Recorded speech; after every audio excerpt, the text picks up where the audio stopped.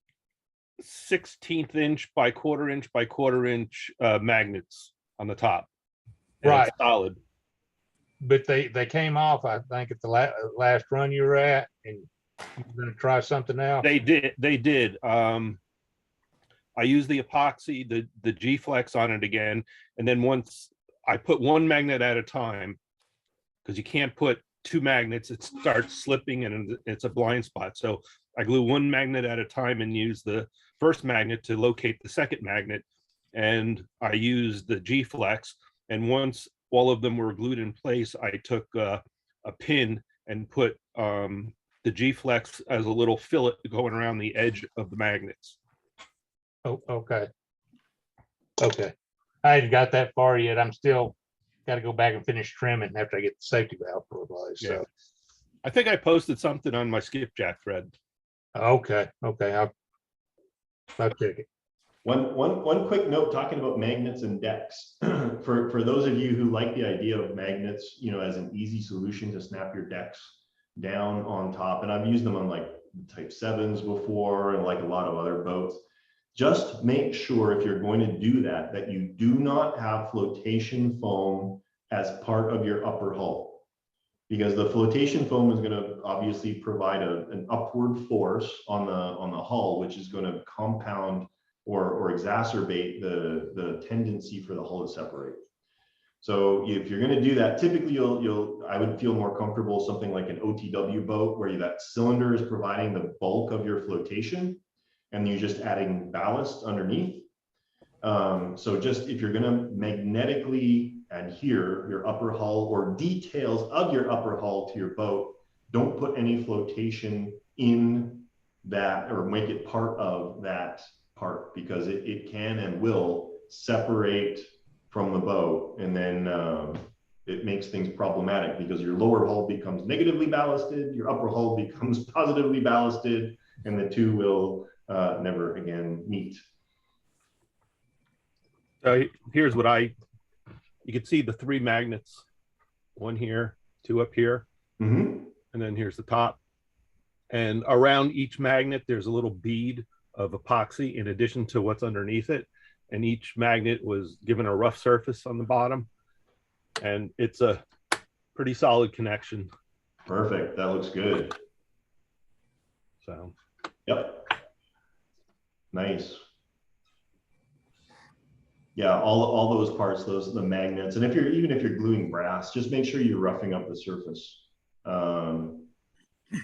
to make sure that you're roughing up the surface will exponentially increase the surface area that the adhesive has to bite to. So it makes a big difference to rough it up before you glue it. So nothing should be shiny. Nothing that you glue together should be shiny. It should all be rough looking. But don't go crazy with magnets, because you go too much and they'll corrode. They'll like rust. Just scratch up the chromium, whatever coating they put on the outside. Just on the gluing surface. Yep. Yep, exactly.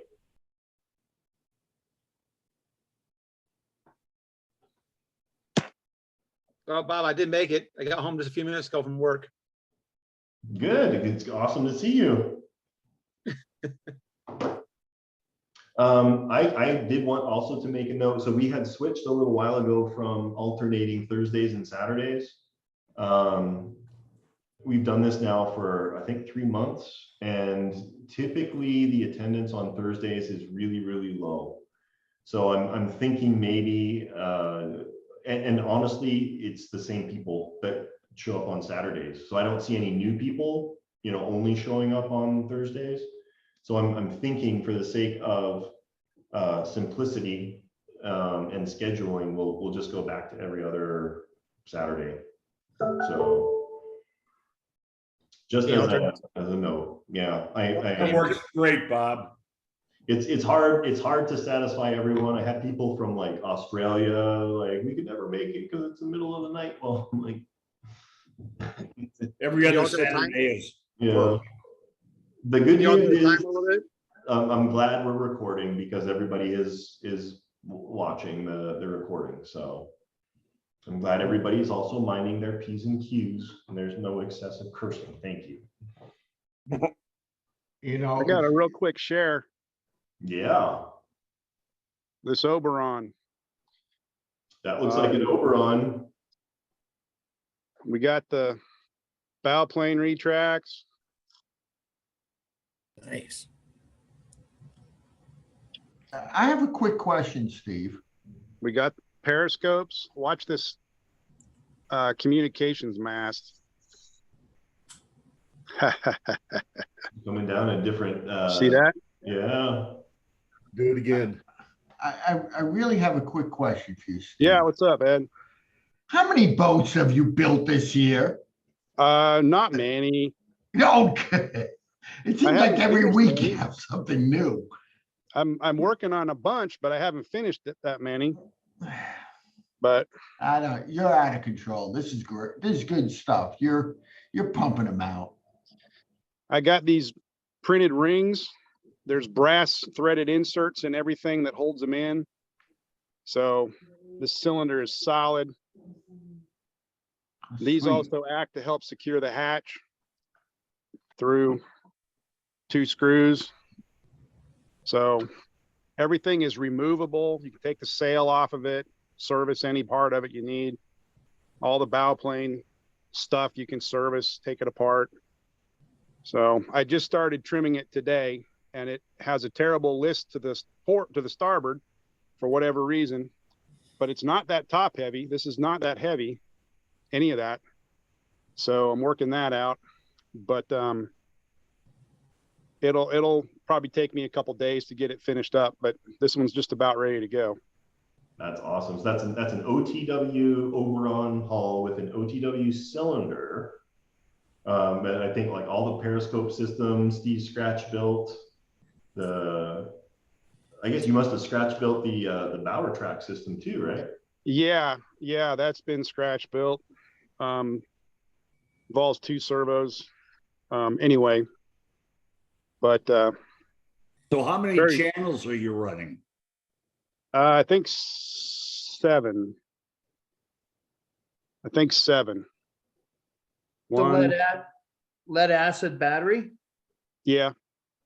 What happens if you flipped it over so the terminals were on the other side of the boat? Would that shift the weight? It might. It might. It would shift it to starboard, but there's not that much weight difference between the 2 sides. Either that or flip-flop the batteries. One going one way, one the other. I think there's only one battery there though. Yeah. There's only the one. Just I use for Okay. fun, flip it over, see if it does make a difference. I use that shelf liner to secure the batteries. Oh, yeah. That foam shelf liner. Yeah, that's a good throw that idea. stuff down and it locks it in. It doesn't go anywhere. But Beautiful boat. anyway, just a quick overview. That's going to be going to Australia. Jesus. Crikey. And it'll be the second OTW Oberon that this customer has. Because Yeah. apparently you can't just have one Oberon, you have to have 2 Oberons. Why not? Hey, and if you guys watched, there was that first trim video I had of the Bleo. Did you guys see that one where it was like falling over? Mm-hmm. So if you watch my shop update video, we figured out why. So all of the deck guns, those 3, the 2 anti-aircraft guns, and then the 1 big deck gun, solid cast metal. It was over 1 pound of metal sitting like 8 or 9 inches above the center line of the boat. That's why this stupid thing kept flopping over on the side. We had no idea that was where all the weight was coming from until one came loose and we picked it up and we're like, holy cow, this thing weighs like a bowling ball. It's crazy. Well, what was comforting about that, Bob, was to know that stuff like that happens to you too. Well, the challenge, and I've mentioned this before, sometimes honestly it's just easier to start from scratch than it is to start from something somebody gives you. Like I know I've sold a lot of RTR boats, but honestly, some of them, depending on who builds it, it's just easier to take all brand new stuff and start from scratch. That's right. Because it's Amen. undoing what other people done sometimes takes more time than just building it from the scratch again. Amen. All the brass fittings and stuff are nice, but they do come with a consequence, or can. Mm-hmm. So, especially when you're talking multiple guns. Yep. I got something else to share. On my skipjack, I have the torpedo doors that open and then LEDs go on when the doors are open. I use a high-tech, a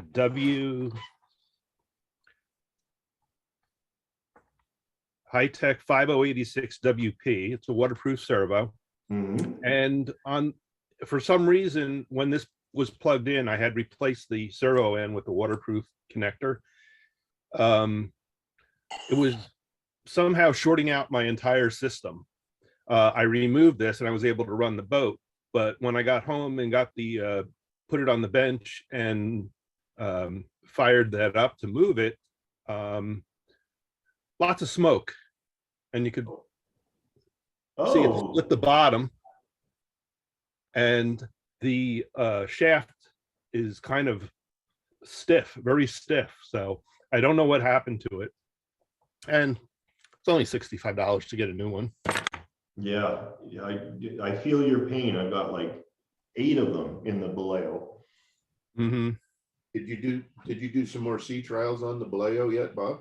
No, I got the big full-sized high-tech waterproof servos. I'm replacing the Amazon servos with those. Those just came in on Thursday afternoon, right before we left. I printed up a new holder for them, so they'll drop in there. And then I'm waiting also on the new 3D printed guns.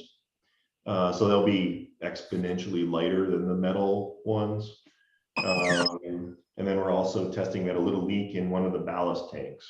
But it's like, you know, for the first time in the water to have a to-do list of only like 10 things, it's not so bad. Hey, Bob, on my Jimmy Carter, I got all the control surfaces working on it now. Mm-hmm. But when I give it power, the stern planes start jittering. Someone said recommend taking the pitch control out to see if that makes it stop.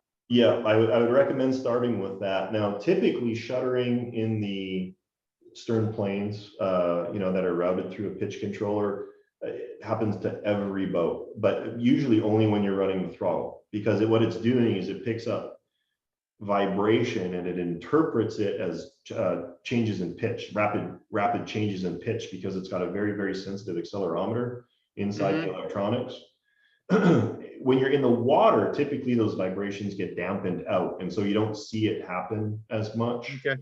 But if you're just turning it on and it's vibrating, then that's something different. So I start by removing the pitch controller and see if that rectifies the issue. And if it does, then if it's an 82, you might want to think about resetting the sensitivity. If you press for half a second and let go, you'll switch through 3 different modes of sensitivity. Right. The most sensitive one is really for small boats that need to have instantaneous reaction to pitch. I usually run my boats on 2 or 3. So 2 is more for medium-sized boats, say like 4 feet, and then 3 is you know, the bigger boats like 5 or 6. Yeah, the Jimmy Carter, she's about what, 4.5 feet long, 5 feet, around there. I would definitely run it on sensitivity setting either 2 or 3. Okay. So just a half-second press when it's fully powered up, half-second press and let go, and you'll see the light flash either 1, 2, or 3, and you just cycle through until you get to the right sensitivity setting. All right. So 1's the highest and 2's the next. Okay. Yeah, and 3 is like for the big slow boats. Yeah. The big 8-footers. Has anybody noticed that is that big like 10-foot sub still on eBay? Is that still going? The George Washington Carver? Hold on. Everybody forgot about it. Yeah. You wanted a lot of money for it. No, I know you did. You put a lot of, I mean, you put money into it. People will tend up doing that, right? They'll buy it and then they'll buy a whole bunch of stuff for it, but then they won't work on it. And then they get tired of it or intimidated by it, and then they sell it for what they got into it, which nobody's willing to pay. With 350 shipping. It's still on eBay. Oh, what's his asking price? Like 1,500 or something? $1,895. $18.95. 350 shipping. 350 Are there any bids?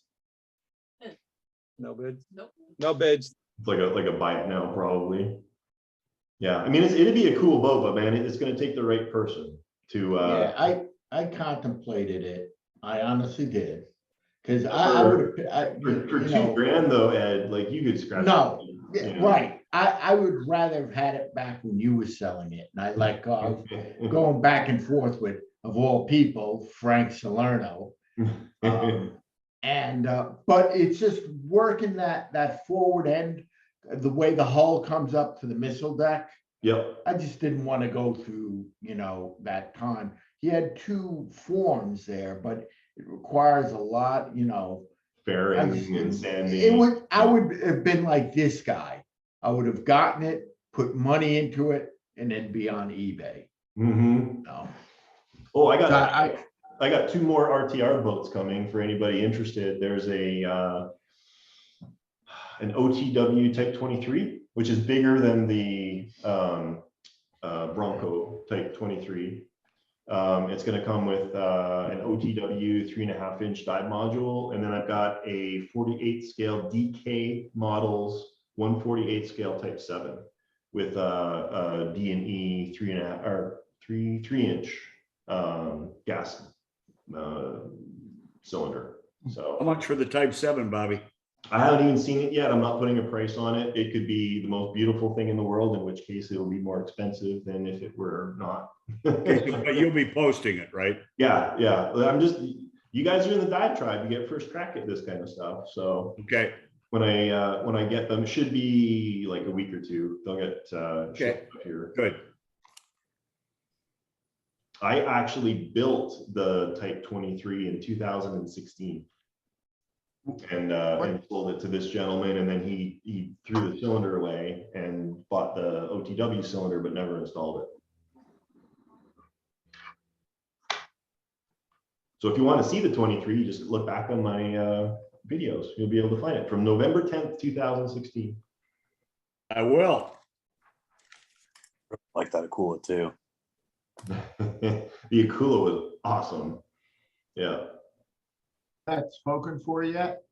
Yeah, she sold. It's funny, both of those boats, the Sihun and the Akula, after I made that, like, hey, if you're interested as part of it, like an update video, they both sold within 24 hours. I'm not surprised. What'd you do with the torpedoes on the Sealand, Bob? They are going to be RC'd, but he didn't want full, like, controllable RC. He wants launch, go, and stop. So they'll be electric powered, contra rotating props. I'm thinking what I'll probably use is one of my remote on off switches. And so you'll be able to launch it and stop it whenever you want to. Cool. Yeah, that'll be fun. I like this. I can't wait to sink my teeth into that one. That's going to be pretty cool. But in terms of projects, I got to finish up the flying sub. I got to finish up start the Arathus. Get that Baleo out of here, and then I've got that 80-inch Seaview coming. I bought Kerry Addington's 80-inch Seaview. What? Yeah, so that one is sold to new customers. So it's going to be completely gutted, brand new drive system put in it, and she'll be ready to go. So what are you doing in your spare time, Bob? Yeah, well, I'm trying to get my IFR rating. That's going really good. He flies. Yeah, I know that. Hey, Bob, that Seaview will have to test up here at Crystal Lake. Yeah. Has the water for it. And I do have, and I told Steve O'Connell he had first crack, but he's kind of dragging his heels. I do have another DeBoer 80-inch Seaview kit here that is not spoken for. Did Vaughn get his Typhoon yet? Did he? Not yet. Okay. You got too many sub projects going on. So Steve. you're fitting that out for him, Steve? No, I have some joining to do of some of the hull sections before I'd send it to him. I've got part of it done. And so kind of next on the agenda is to start getting back on that and finish that up for him. And then I'll ship the parts off. Well, so I'm planning on being in Cohutta via Dallas in September. I don't know how long it's gonna, you probably won't take that long to do all that. No. Okay, never mind then. Hey, good question, Bob, regarding Cohutta. How early can we arrive? I mean, I know you said we start typically on Friday mornings, Yep. but can we arrive Friday morning or could zip in Thursday night? What's if you're I'm staying gonna on be site? there Thursday afternoon. Okay. That's my plan, is to be there Thursday afternoon. I go stake it out, make sure that everything's there, coordinate with the people on site, you know, make sure we Okay. got access, we got music, we got mics, all of that Oh. stuff. I'm looking at getting potentially a Wi-Fi network set up all around there. So we could potentially be live streaming a lot of the events this year. So for people who can't make it, you'll be able to kind of watch in real time. If not the entire event, but at least the important fun stuff. Well, if I get this, I'm still waiting on a Starlink. For some reason, our area is not available yet. Just west for the RVs, they are. Like if you're in El Paso, you can get this stuff. So if I get that, by the time Cohutta rolls around, we'll definitely have streaming capability. There we I'll go. set up a local area network. I just want to see if I can get in Thursday night with the trailer to help. Oh yeah, set no, up. that's no problem. That's no problem. So I can help you and I'm gonna be there early, help set and stay late to help break down. So are we able to bring like a motorhome there and park it in the back? Yep. You just have to watch if you got a super tall motorhome. They do have some power cables that kind of drape over. So you might have to like drive around. What I'm saying is just don't go plowing in there with your motorhome and knock down the power to the entire facility. Do you know what they're charging for a spot there, or are they charging? Yeah, like a nickel. Oh, okay. Yeah. Buy stuff from them. Buy food. It has to be a polished nickel though. Okay. Yeah, they just basically got like I guess like a gravel pad behind. There's tons and tons of room back there. All I want to do is wake up at 3 a.m. and run my boat. That's what I'm looking for. The peace and quiet of 3 a.m. with a lake to yourself. Come on. I will not be there. I will be sleeping. No, I go back to sleep at 4. You wake up a half hour later, Bob. Just bring our sleeping bag. Steve taught us that. Yeah, Steve does that. That's what impressed me, Steve. did Under the that. picnic tables. Works great. Steve is addicted to the hobby to do that. Okay, you crazy submariners, I'm gonna have to bail. All right. It was good to see you, Bob. Thanks for joining Yeah. us. Next time, Thanks for the update, Bob. I wish I was better prepared. It'll be together the next time we have a meet, so. Take care. You bet. Yeah, I got to get geared up for my next meeting too. But we did good, an hour 20 today. It was good to see you guys. Bounce and blow some stuff up. Yep.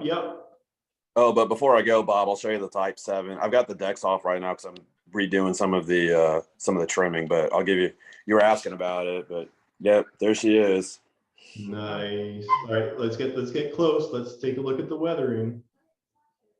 There you go. That's looking good. Very cool. Yeah, so lights and everything work. It's up and running, so yeah. Awesome. Good job. Thanks. First boat. It's awesome you're going to be at Cohutta. Looking forward to having you out there. I'm just excited to get my first boat done. So. The Virginia. All One right. thing, even if somebody doesn't come up with a boat, there'll be plenty of boats there for people. Yeah, to- 100%. You know, even Yeah. like, I think last time we had what, like a dozen skippers, but we had like 30 boats. So there is going to be no shortage of subs around for anybody who wants to come out just to absorb. All right, And that, we're gonna call it here. Let you guys go. Enjoy your 4th weekend, and yeah, have a great holiday, and we'll catch you guys next time. Okay, call me, Ed. will do. All right, bye. Bye. Bye.